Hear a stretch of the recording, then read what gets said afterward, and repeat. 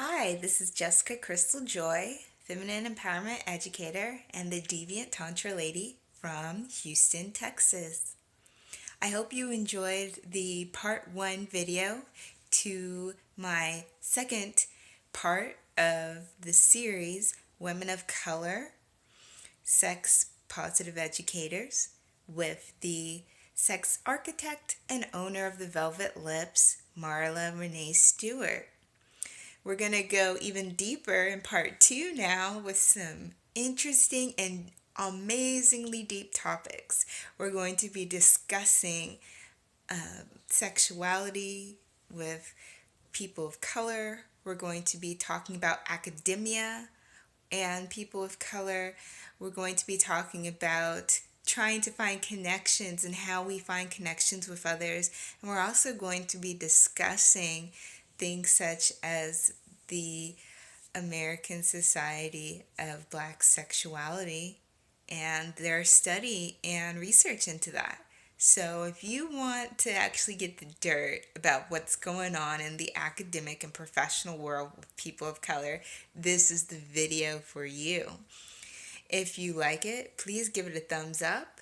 If you have any comments or questions, please put that in the description below. In case you missed the first part, I'm going to put that right here so you can catch up with part one and flow along into part two. And if you want more of this, please subscribe to keep up with me and all my sharings. Thank you guys so much for tuning in. I really appreciate it. And on to the show. And you're looking for somebody online and doing searches, you usually find only one or a few kind of people teaching this. It's usually guys frequently, or it's people of one certain look, and the people of color and the different shades of color usually aren't the first people on your Google search or maybe in your directory.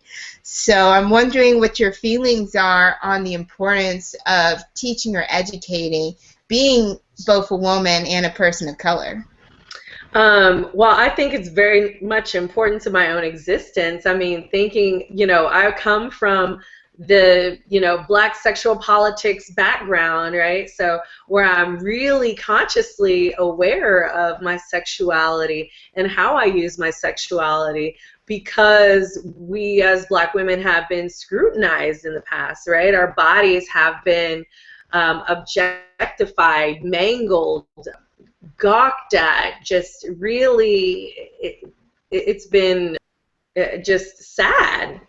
And so I really come from a perspective of empower women, empower Black women, empower women of color to sort of use that sexual energy and that healthy sexuality for good, right? And to really influence people in ways that can be incredible. Really nice to bring awareness. It's funny because earlier this summer I got to interview Dr. Carol Queen, and Yes. and when I interviewed her, she was talking about how she went off because there weren't a lot of people of color, and her as a white woman to bring that up, I'm sure is sort of like, hey, people, what is going on? Where are the women of color in sexuality? I mean, I was Googling, like, women of color, sexual health, what is going on? And I found, like, one little group, one little Facebook group, and I was like, yay, I'm here. But I really, really want to set a great precedent on being someone of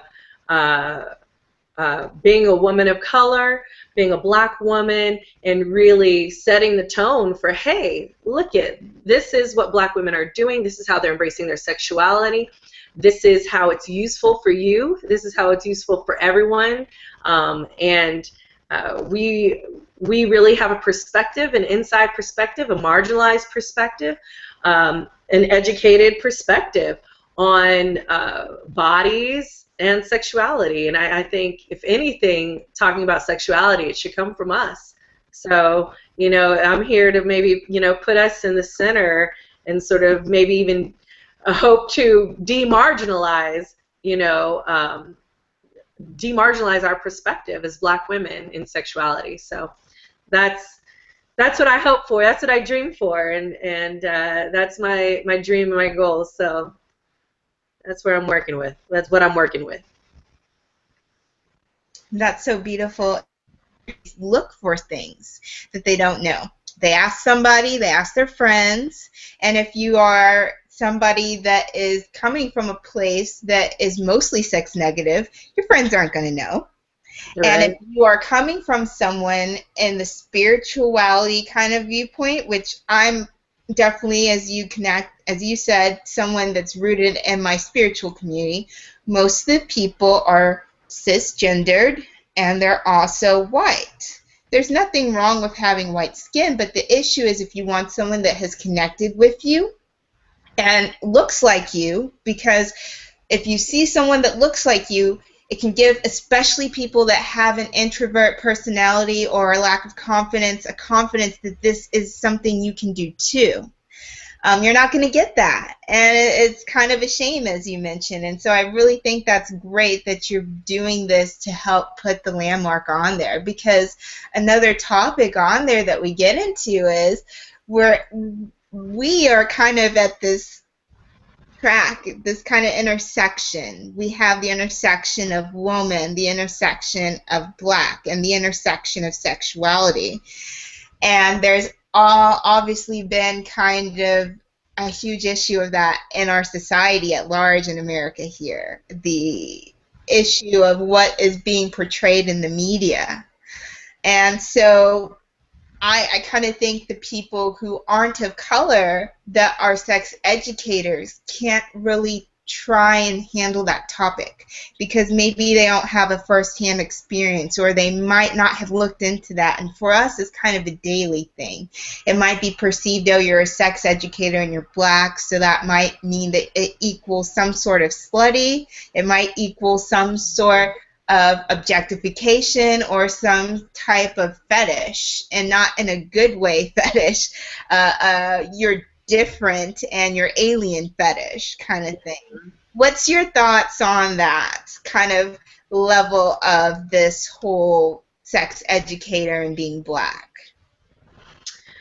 Well, surprisingly, I feel like there's more and more and more of us, than we realize. I was on LinkedIn and there's a new journal called the Journal of Black Sexualities that just came out this year. It just started this year, which is crazy when you think about it, right? Because Black sexuality has been happening for a while. And I was fortunate enough to publish with one of my mentors, Dr. Layli Mapayan, and we were in a book called Black Sexualities, and that was some years ago. And it's kind of like, wow, why, even though we have like Black sexual politics, but in academia in itself, it's still marginalized.